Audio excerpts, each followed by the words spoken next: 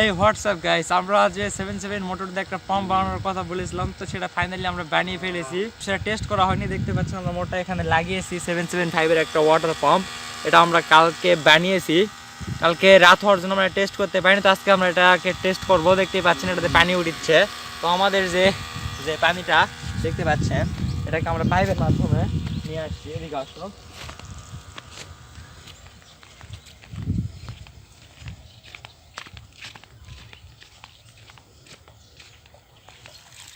এই হচ্ছে আমাদের 775 ওয়াটার পাম্পের পানি, দেখতেই পাচ্ছেন। এটা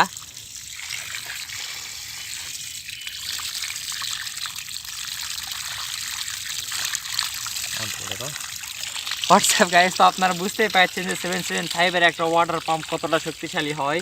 যদিও আমরা এটাকে মোটরটাকে ফুল ফোর্সে ইউজ করিনি, কারণ আমাদের ব্যাটারিটাতে ফুল চার্জ নাই। এটাকে ফুল চার্জে থাকলে পানির ফোর্সটা আরও বেশি হতো, মানে যা আছে তার দ্বিগুণ।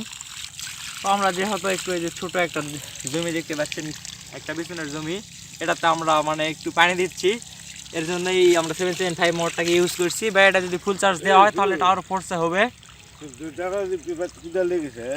লেগেছে। তো আপনারা বুঝতেই পারছেন যে 775 এর ওয়াটার পাম্পটা আসলে কীরকম কাজ করে।